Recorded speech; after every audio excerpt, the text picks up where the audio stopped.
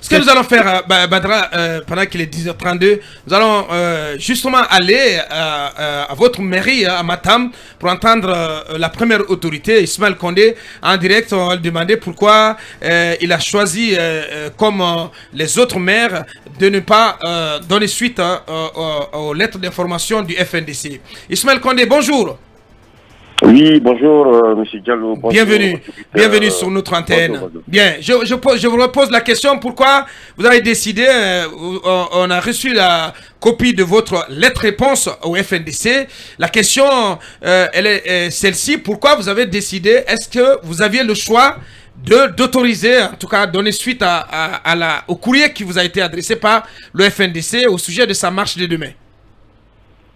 Écoutez, nous avons effectivement été saisis par le FNDC dans une lettre d'information. Nous informons qu'il y a une marche pacifique qui va traverser notre commune le 23 à l'occasion de l'appel de manifestation qu'ils ont lancé. Oui. Donc, nous les avons répondu tout simplement que, compte tenu du fait que le gouvernement guinéen a interdit toute manifestation de toute l'étendue du territoire national, notre inquiétude, c'était quoi?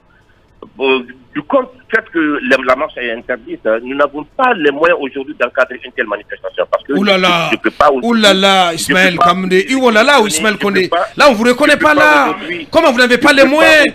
Mais c'est pas la casse. C'est pas une casse comme l'a dit ici un de vos adjoints. Une marche, c'est pas la casse, c'est pas la confrontation, cher monsieur le maire. Moi, mon problème aujourd'hui, monsieur Aboubakar, c'est la quiétude sociale dans ma commune. Vous savez, quand une marche est interdite en Guinée, ça se débouche par quoi? Ça se débouche par des violences, ça se débouche par des casses. Et moi, aujourd'hui, je ne peux pas être associé, je ne peux pas aujourd'hui, moi, je suis garant de la quiétude sociale des habitants de ma commune. Donc, si une marche est interdite, aujourd'hui, le FNDC ne m'a apporté aucune garantie concernant la sécurisation de cette marche. Ils ont juste envoyé les informations. Ismaël, c'est l'État qui sécurise, pas le FNDC. Mais je suis désolé parce que j'ai pas le sentiment d'écouter. J'ai pas le sentiment que je suis en train d'écouter le même Ismaël Condé. Pas du tout. L'État qui sécurise la marche aujourd'hui, l'État qui sécurise la marche, le même État a interdit la marche. Qui va sécuriser la marche? C'est pas moi, en tout cas, qui va. Parce que vous venez de dire, M. Aboubakar Diallo, que c'est l'État qui sécurise la marche. L'État qui sécurise la marche, l'État dit que nous interdisons la marche. Qui va sécuriser la marche? Moi, je ne peux pas aujourd'hui livrer les habitants de ma commune au Bandétat. Non, vous ne livrez pas. Mais attendez, les habitants de votre commune ne sont pas vos sujets, là, monsieur. Mais non, mais justement, ce que je vous le dis aujourd'hui, une marche aujourd'hui qui est interdite par l'État. Donc, qui n'a aucune garantie de sécurisation. Comment moi je fais aujourd'hui pour maintenir la quiétude dans ma commune? Qu'est-ce que vous appelez garantie de sécurisation? Qu'est-ce que vous appelez garantie de sécurisation? Mais garantie, parce que vous dites que c'est l'État qui sécurise la marche. L'État interdit. Donc, qui aujourd'hui va sécuriser la traversée du FNDC dans ma commune? Qui? Le FNDC ne m'a apporté aucune garantie par rapport à la sécurisation. Il suit une lettre d'information, nous voulons traverser. Est-ce que vous leur avez demandé? Est-ce que vous avez demandé au FNDC? Est-ce que vous avez posé la question au FNDC et au sujet des garanties que vous réclamez, monsieur? Mais justement, quand on informe, oui. Il faut que, c'est pas à moi de supposer cela, je vais peut-être de me rassurer. Monsieur le maire, nous voulons traverser votre commune. Voici les garanties que nous avons. C'est pas comme ça. Juste une lettre d'information pour dire que nous voulons traverser. Ça ne se passe pas comme ça. Si tu permets, est-ce qu'on va demander à son vice-maire comment ça se passe? Vous êtes en train d'écouter. Non. Moi, je voudrais que c'est les journalistes qui ont appelé le maire, que vous discutez avec le maire. Je ne veux pas discuter avec le maire à la radio ici. Ah bien. Je préfère que vous posiez les questions au maire et qu'il réponde. Alors moi j'ai une question pour monsieur le maire. S'il vous plaît, mon doigt a souffert. Monsieur Condé. Bonjour, oui. Toutes mes félicitations. Merci beaucoup. Vous êtes un bon Guinéen.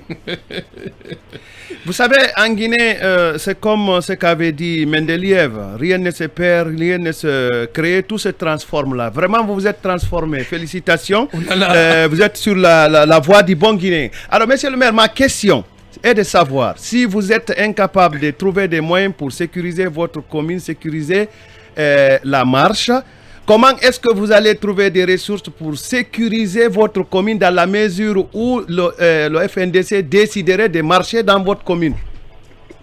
Écoutez, moi, j'ai dit au FNDC que compte tenu du manque d'effectifs aujourd'hui pour sécurité, j'ai ma vision sur la marche et de trouver un compromis avec ceux qui ont interdit la marche. C'est pas moi, je n'ai pas vocation d'autoriser ou d'interdire une marche en Guinée. Je l'ai toujours dit que la marche est constitutionnelle. Je n'ai aucune vocation. Moi, ce qui m'intéresse aujourd'hui, en tant que maire de cette commune, c'est le maintien de la culture sociale. C'est le maintien de l'ordre social. Si une marche, on est tous des Guinéens, on sait comment ça se passe.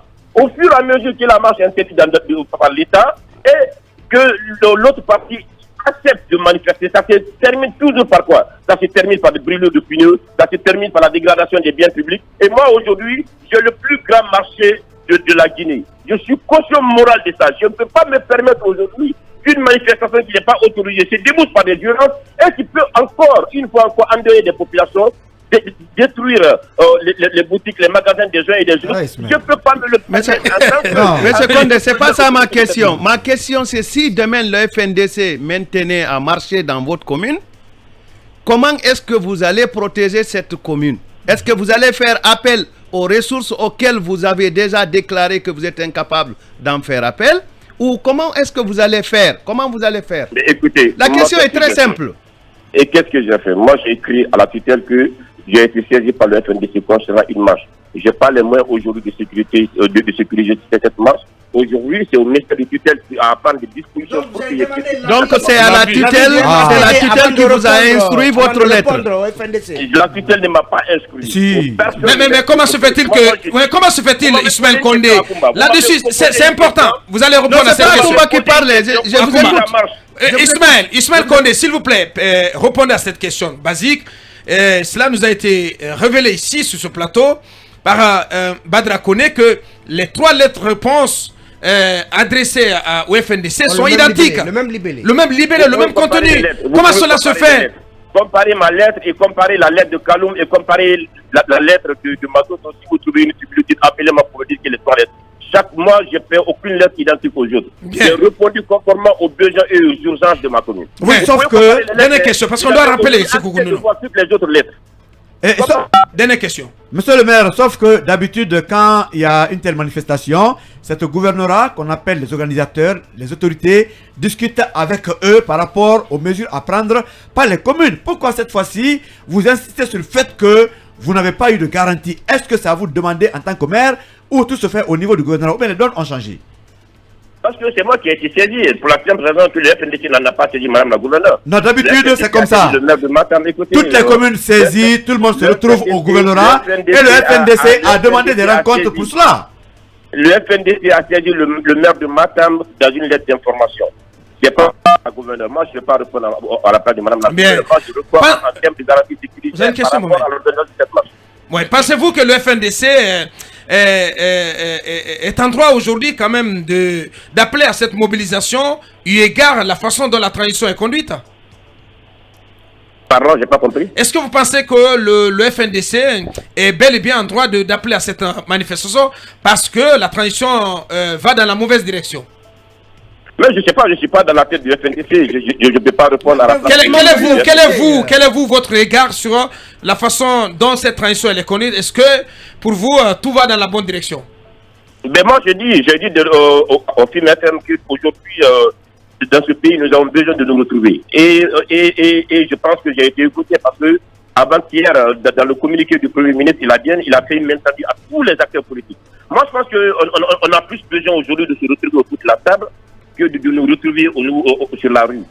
Aujourd'hui, on a beaucoup de couloirs de dialogue aujourd'hui qui peuvent faire en sorte que cette communication, cette transition puisse aller sur la bonne voie. Et retrouvons-nous. Le Premier ministre a fait une main tendue.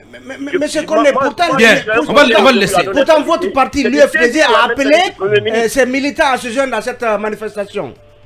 J'ai pas compris. Votre parti, l'UFDG, a appelé à se joindre à cette manifestation. Ou bien vous n'êtes plus de l'UFDG? Je suis de l'UFDG, bien sûr que oui. Et du FNDC. Alors, donc vous êtes en décalage total avec l'UFDG? Non, pas du tout. En tant que maire de la commune de Matam, moi je dis qu'aujourd'hui, il y a une main tendue du Premier ministre au niveau de tous les acteurs. C'est même un appel que je lance à ma propre formation politique de saisir la main tendue du Premier ministre. On a plus aujourd'hui à gagner autour de la table tous sur la rue. Mais là, vous risquez l'exclusion. Main tendue et interdiction. Vous risquez l'exclusion là.